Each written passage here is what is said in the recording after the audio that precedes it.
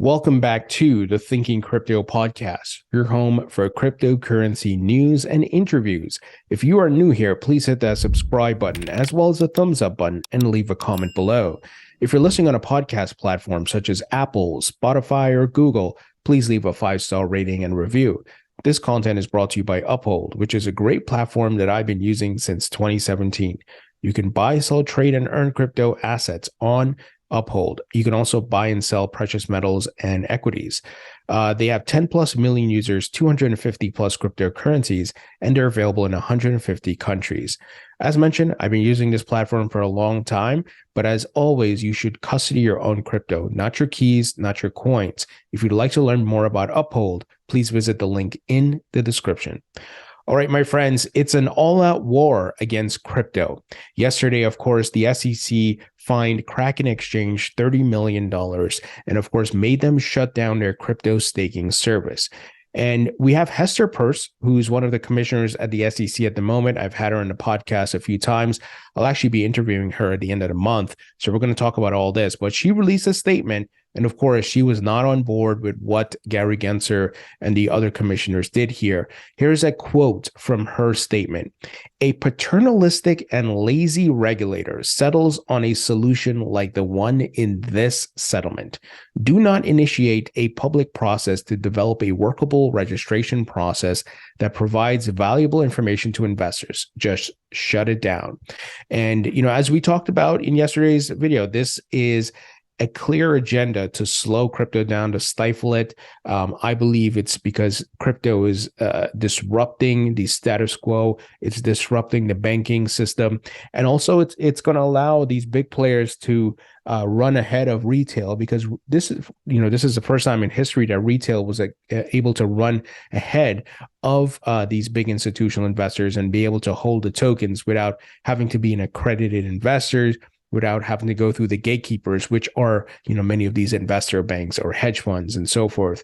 So Hester releasing her statements here. The other thing here, Hester today was speaking at it looks like a conference here, and something she said, I want to quote, "Staking is something we've been aware of. This is arbitrary timing. There is a better way."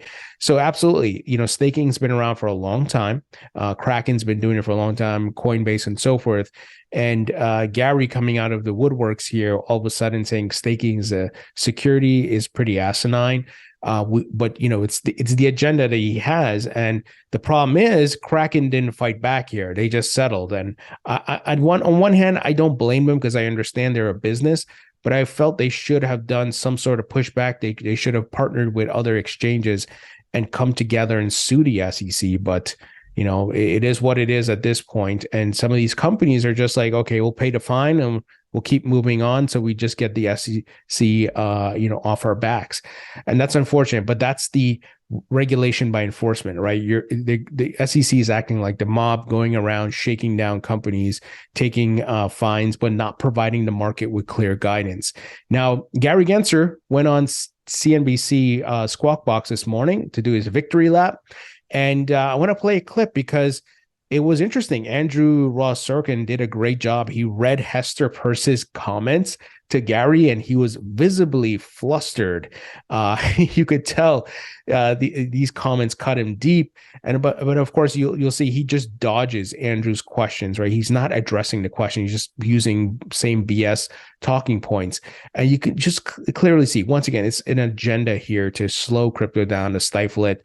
But like I've said many times, they can slow it down, but they can't stop it, guys. We've seen time and time again, whether you're the candle makers fighting the electricity and the light bulb, whether you're the horse and buggy folks fighting the automobile, the folks who fought the internet and the disruption it brought there, they're not going to win. They're not going to win. But I think Gary's job here, he's fighting on behalf of the incumbents to slow crypto down, let the incumbents come and take a position, and so they can have control of it. I think that's definitely what's happening here. So let me play the clip for you. Gary, I want to read you something. This is Hester Peirce, someone you know well. He's a Republican commissioner of the SEC. And great respect for my fellow commissioner. He disagreed with your decision. Shame.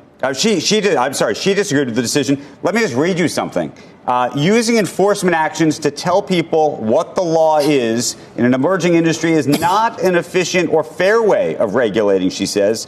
Moreover, staking services are not uniform, so one-off enforcement actions and cookie-cutter analysis does not cut it. A paternalistic and lazy regulator settles on a solution like this one in this settlement. What is your reaction? Well, the commissioner and I have a very good relationship. We chat regularly and have lively policy debates and debates around these matters. Let me step it back. The SEC staff is really dedicated, serve the public, work hard staff. And we have for decades used the various tools Congress has given us to protect the investing public. And if that means somebody is breaking the law, non-compliant, we do use enforcement. Where there are authorities that Congress has given us, we do write regulations, and we do both. And I would even just say, if you look at the history of insider trading, a lot of what we've done around insider trading starting decades ago was through enforcement actions. This is not something new at all. All we're saying to this non-compliant, generally, largely non-compliant industry is come in and properly follow the law, disaggregate, segregate the customer funds, and protect the customer funds, which is what broker-dealers under the law need to do. The exchanges, register as an exchange, and disaggregate those hedge fund opportunities that you're taking and market making. Sure. So there's a clear way to do this, and there's forms on our website. I think it's just a talking point that the industry is using. They know how to do this. They are just choosing not to do it. Well, let me ask you, talking about clarity, and this is maybe a philosophical, sort of broader policy perspective. I think that there is a common view that your office is using all available means effectively to keep crypto out of the mainstream financial system through enforcement, accounting rules, inspections. Clearly, there's not real guidance yet on custody. And this may very well be a reasonable policy choice, if that's the choice. The question is, if that's the choice, why not just say it publicly? We're using all available tools. We're talking directly to market participants. We take the meetings and we say, this is how you comply. There's a handful of tokens that have actually registered.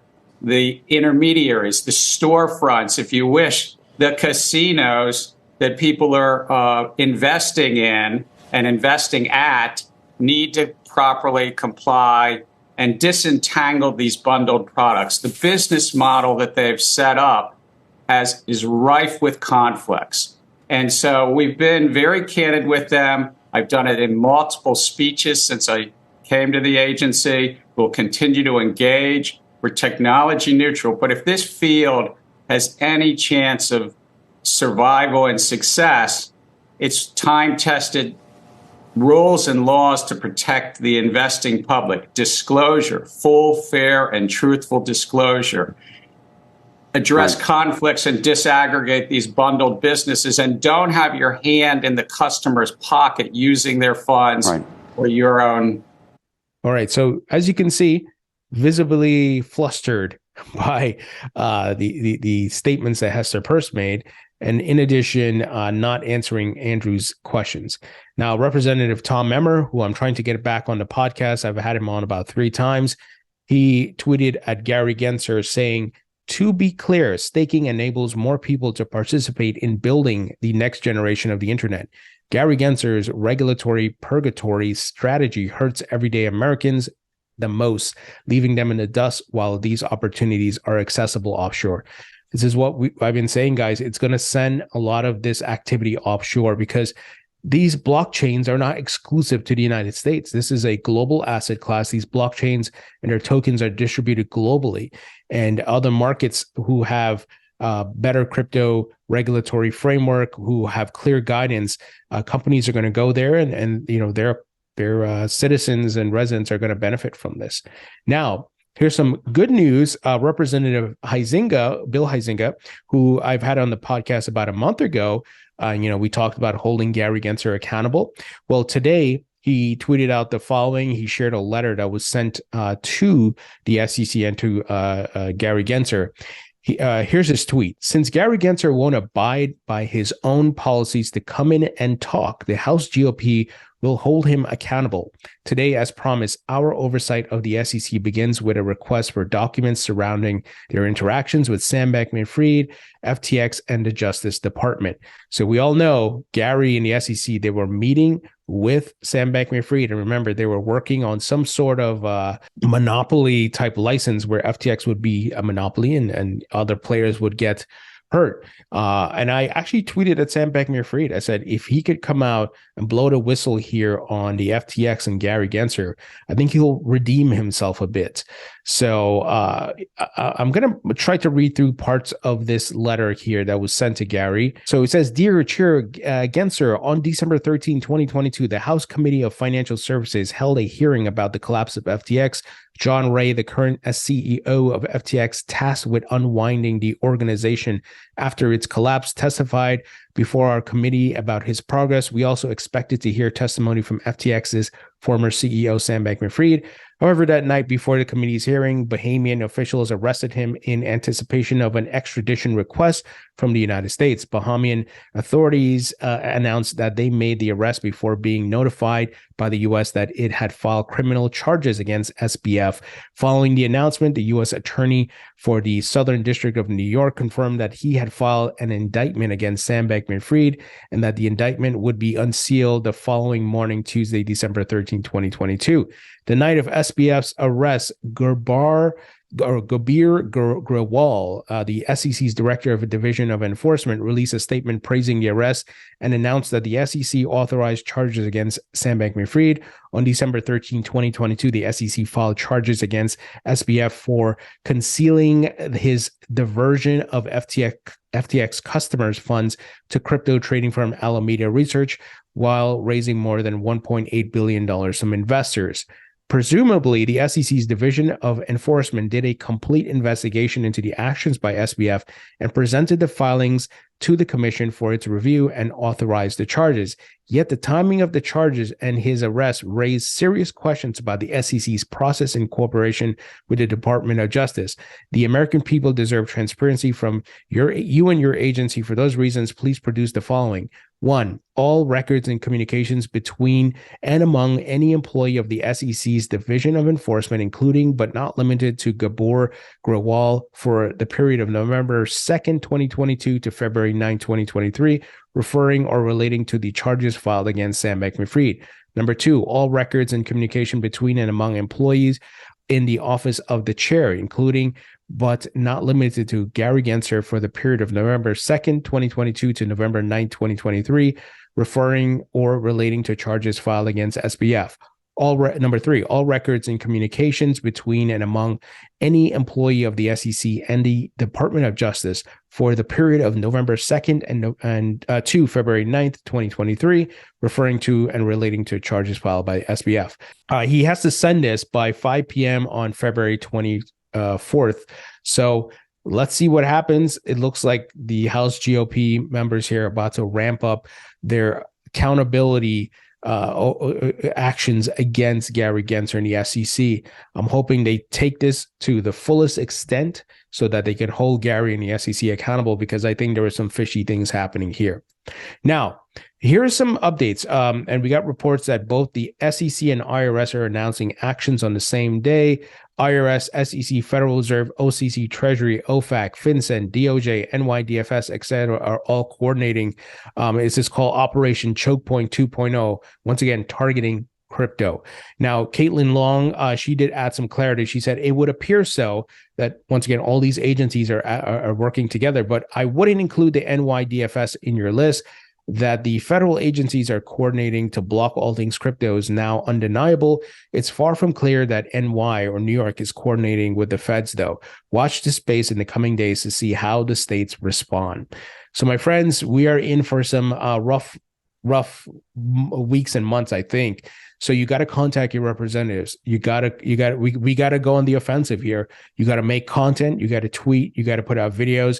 Do your part. We did it with the infrastructure bill. We can do it with this. And we can get Gary Gensler held accountable. We got to expose and show his backdoor dealings and all the shady stuff that's been going on. And here we got news that stablecoin issuer Paxos is being investigated by the New York regulator. The scope of the crypto-related investigation is not yet clear. So they're going after everybody, stablecoin issuers and so forth. I remember Caitlin's crypto bank, Custodia Bank, they got denied, right, from the Federal Reserve for their respective license that they were seeking. So, it's an all-out war against crypto, and I'm not kidding. So this is where, please contact your representatives. Please start making content, tweeting, so your voices can be heard. We have social media, we have technology to our advantage this time around, and I'm hoping the folks in the House GOP can hold Gary Gensler accountable. That's going to be important. And the other big factor, we need Ripple to win. We need Gary Gensler and the SEC to take a big L here. And it has to come from multiple fronts, being held accountable by Congress, having to come in and speak before them, and also, Ripple winning this lawsuit against the SEC guys. So, I'm not fear mongering or trying to get you worried or whatever it may be. I believe, once again, this tech is here to stay. They're going to try to put up the roadblocks and slow it down, but ultimately they can't stop it, right? But we are in for some rough waters. So be prepared. But once again, we can take action. We can go on the offense. Let me know what you guys think. Leave your thoughts and comments below, and I'll talk to you all later.